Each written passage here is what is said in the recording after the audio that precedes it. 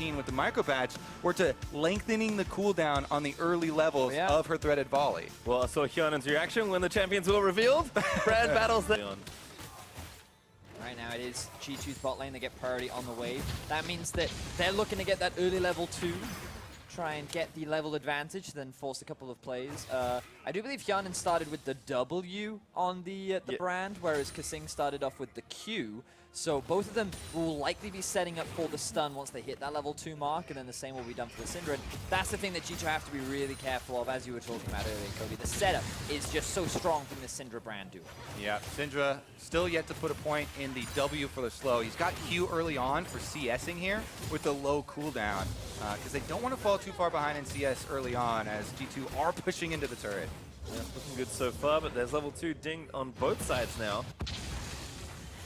Going to give them a little bit more options. She does go for the stun second here for Kobbe. So, again, that setup where you get the Syndra stun into the brand chain is a possibility. Also remember, as they're CSing under the turret, they do different amounts of damage to minions here than they do on Summoner's Rift, so it is definitely much more difficult. Until you get used to it, and then they're like, oh, it only takes me one shot on the... The other thing that's different as well is that cannon minions... Oh! We already got the first CC, ignite down Hjarnan. Gets topped by Airy, but actually not enough to get a kill there. That's a big miss for Splice. Yeah, that's a lot of summoner spells used as well. Flash traded for 2 flashes on the side of Splice. Means that kill pressure going to be heavily mitigated, and G2, they could look to punish this as the laning phase progresses, but Splice now heading to level 3, they can go back to base by some items. Yeah, and we did see early boots pick up here from Hjarnan after he escaped with his life. That will help you dodge some of the skill shots, but again, Syndra stun comes out so quick, even with the boots pickup, that same thing could be you know, what they're going for next time, and Hjarnan won't have the flash for number 2.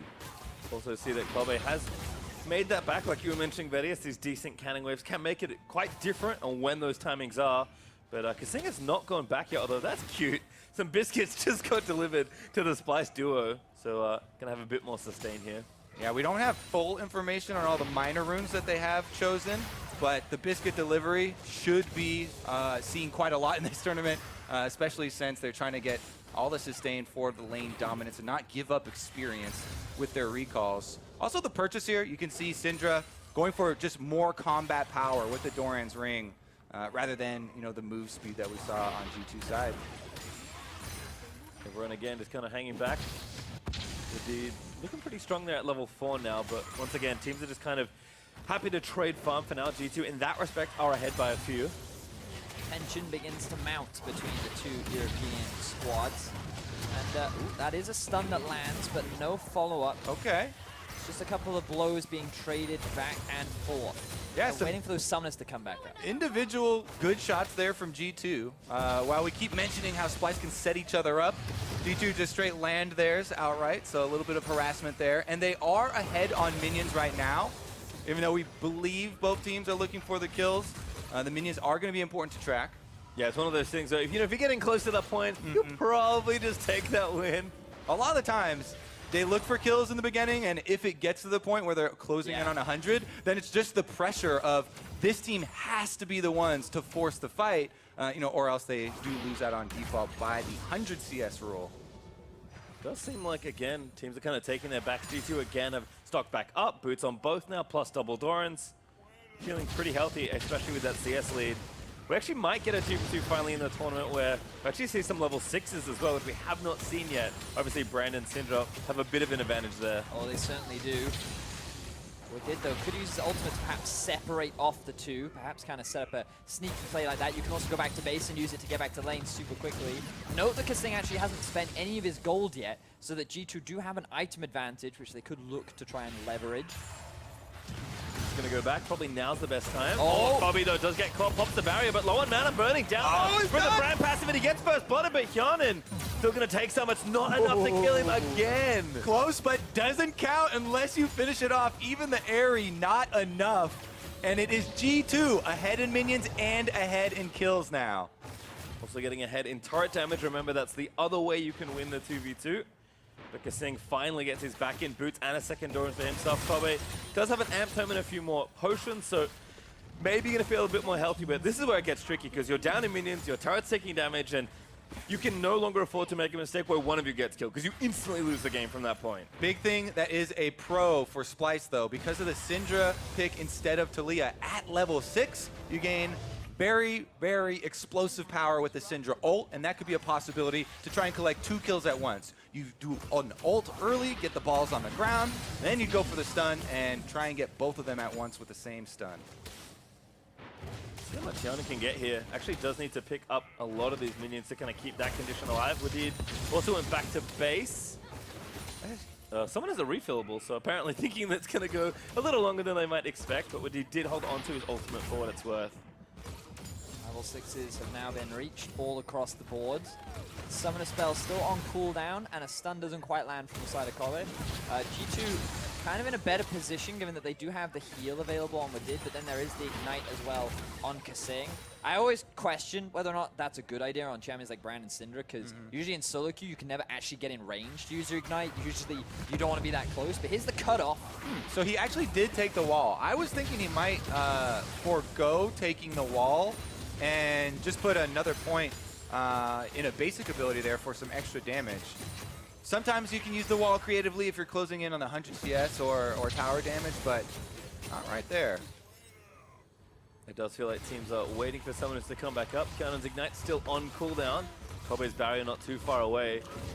G2 recognizing that they probably have to get a base in if they can afford it. Wadid does go back. He's very quick back to the lane.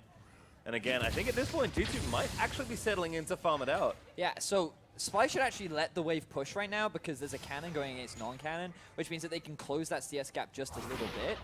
And then once the cannon spawns on their end, that's when they need to look to start being super aggressive, try and force summon a spell, try and sacrifice loot to farm to the turret, if they want to try and close this gap between them that is pretty significant at this point in the game. Also might find a good opening for that all-in that we're really expecting from Brand Syndra. But I think, again, Kobbe still a few more seconds left on barrier. Then we might see something started. Hjarnan will not have ignite for 10-15 seconds, it feels like. I'm excited, though, with all the flashes back up. I mean, whoever gets killed first is probably going to be due to flashing over the stun or being hit by the stun. That's the big difference. Yeah, there's a hit on Hjarnan, but he does flash away. Ult out from Kobbe, but now he's actually forced to run away. Pyroclasm bouncing back and forth. He's going to take his relic and be okay. It's 2 low mages, but no one dead. Oof, all ultimates have been used here, so no surprises left. And still, G2 hold the CS lead, and they haven't lost a member. Depending on how this goes, but he's going to have to last hit very well from this spot to keep that lead. He actually gets stunned, might get picked off here. Not enough. That's a lot of farm, though. Like, G2 are not that far from the 100 We're CS getting right close. now. All right, so I think at this point, Splice going back. Oh my God, Kobbe has a needlessly large run that he did. All right, so I think the plan's pretty clear now for Splice. You probably aren't going to get the turret. You probably can't catch up in 10 CS time. It's time for a really desperate all-in. All right, there's 6 right here. Hjarnan actually misses 1. Next wave. They have to do it next wave, otherwise the game is over, 100%. All right, definitely a telegraphed all-in, but can they do anything about it? No ultimates are available for either side. Seems like this is going to be very tough for Splice to work their way out of it. Gonna have to start going basically as soon as that wave starts showing, though. So again, you can see Splice, they're trying to bide their time. There's a cannon minion wave as well. Oh, there's the stun. I mean, Syndra doing a lot of damage. Good stun. This might be one kill they need, at least the first one. But the stun lands in. Kobbe's in tower range. He pops the barrier. 5 CS is the count currently, too. Wadid just has to wait for the wave to hit the tower. Well, they could try and pressure him off, but he's going for it. There's 2. Yep, and they need 3 more. Now the stun does land, but I mean, Kobbe can't go under the turret. Kasing trying to keep him off. Wadid, he needs to find a couple of minions to snipe. His worked ground is all around the turret Wait, but already. look at the farm for Splice. Look at the farm for Splice. Oh, it's 6 away. They don't have enough. They need to wait for the wave. How patient can they be? They're trying to keep them off the wave. 3 away. Oh, Hjarnan. Oh no, if someone dies, they're thinking he's so far forward, Hjarnan. He gets the kill.